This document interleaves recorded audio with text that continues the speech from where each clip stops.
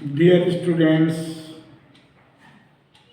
today I would like to discuss one more important aspect of English grammar. Here you see use of adjectives में use of adjectives देखिए कुछ ऐसे adjective होते हैं, rule है कि एडजेक्टिव के दो यूज होते, एक एट्रीब्यूटिव और एक प्रेडिकेटिव।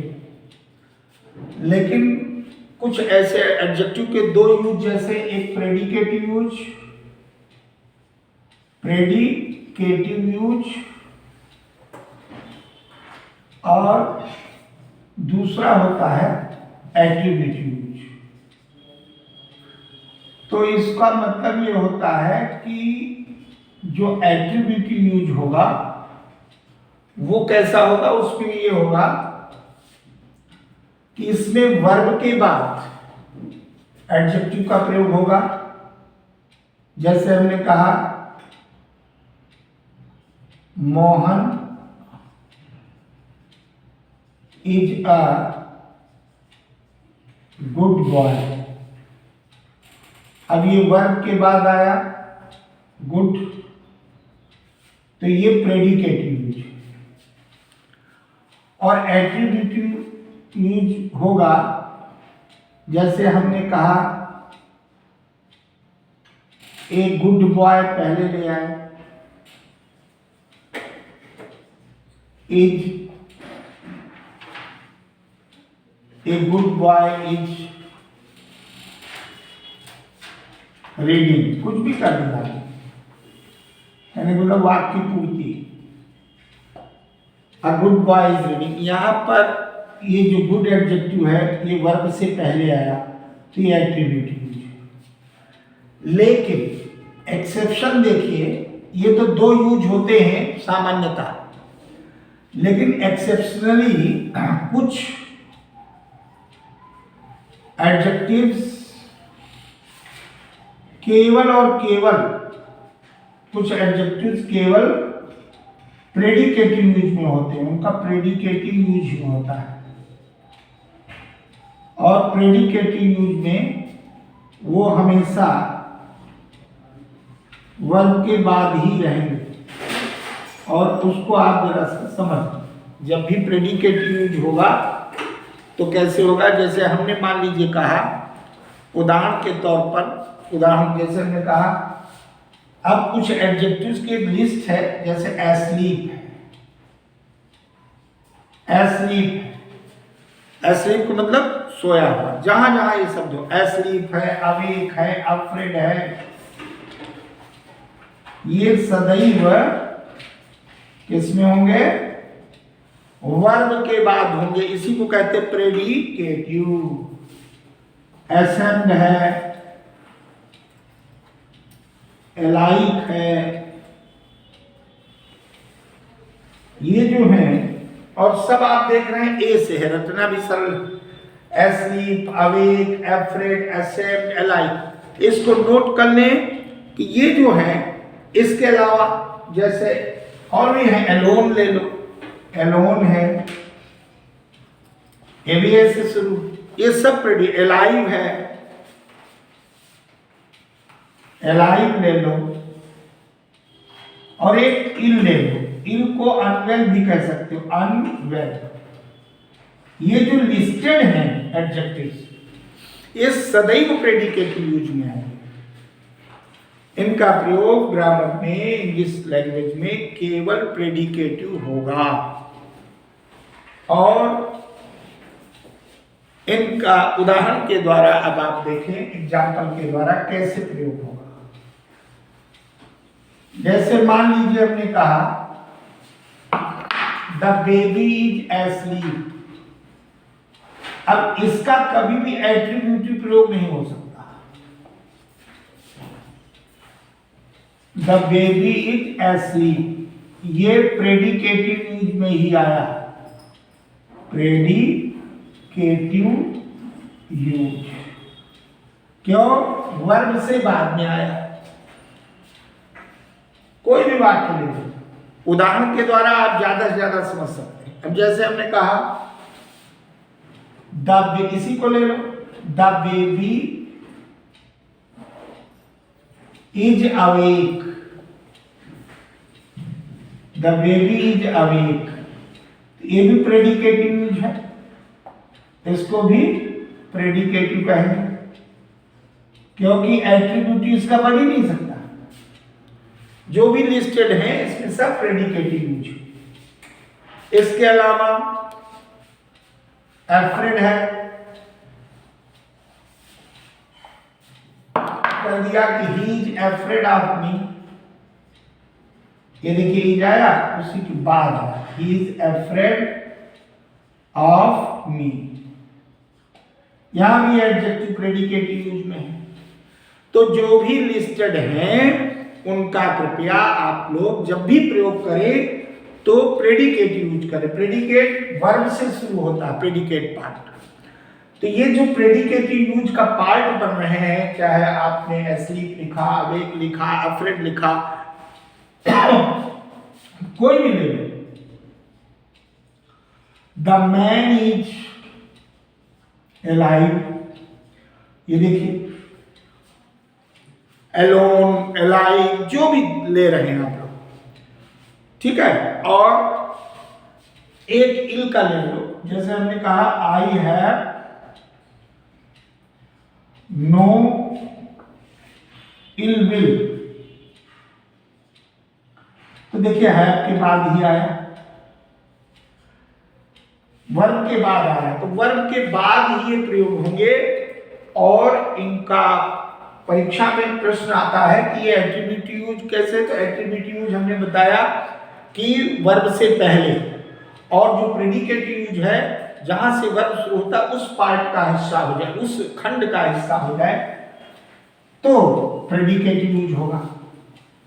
तो यूज ऑफ एडजेक्टिव्स पे विशेष ध्यान दें कि जब ये कुछ एडजेक्टिव्स हैं जिनका प्रयोग इस प्रकार से होता है, इसको नोट कर लें सभी लोग और बहुत ध्यान से इसका अभ्यास भी करें। अब मान लीजिए आ गया परीक्षा में, हमने कहा there is an asleep boy.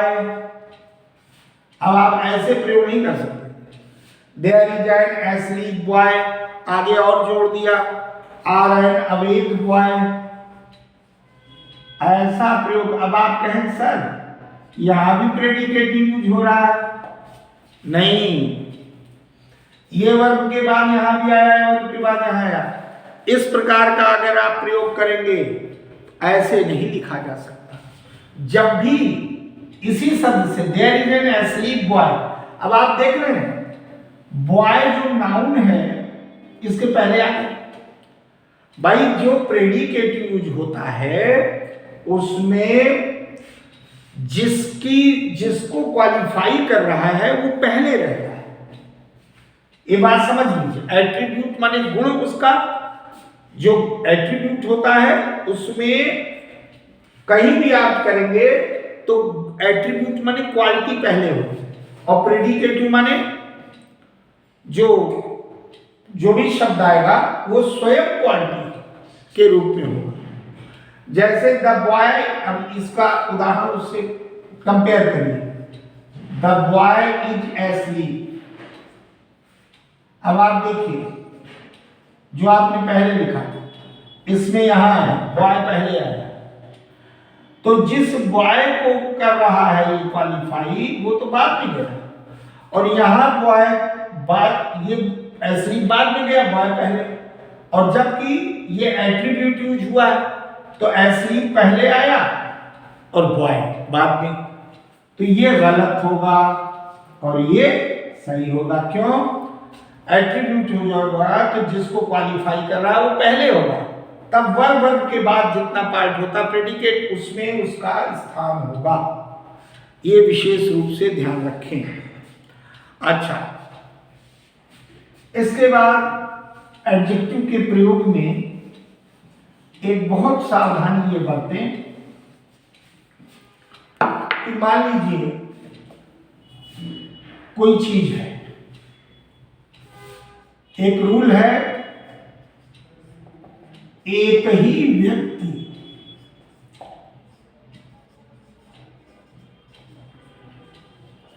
वस्तु या स्थान, जितने भी नाउन है, यानी इसका मतलब व्यक्ति वस्तु स्थान मतलब संज्ञा नाउन, एक ही व्यक्ति वस्तु स्थान के दो विशेषताओं की आपस में तुलना करें, दो एडजेक्टिव की विशेषताओं की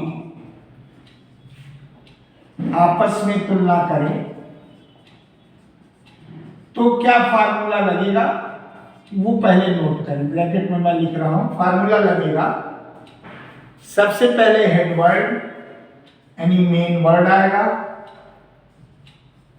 फिर उसके बाद सहायक क्रिया आ गई, फिर उसके बाद मोर आएगा, मोर के बाद पीडी नंबर 1 और प्लस दैन जरूर आएगा, और इधर पीडी नंबर 2, पीडी मतलब दूसरी पीडी, दूसरा गुण, तो पीडी नंबर 1 और पीडी नंबर 2 को मतलब दो एडजेक्टिव, पॉजिटिव डिग्री 2 होंगी, और जब 2 पॉजिटिव डिग्री होंगी तो निश्चित रूप से उसमें दोनों पॉजिटिव डिग्री का प्रयोग होगा, और जबकि तुलना की जा रही दैन आए, जैसे हमने कहा Ram is more strong than white, यह फॉर्मेशन होगा।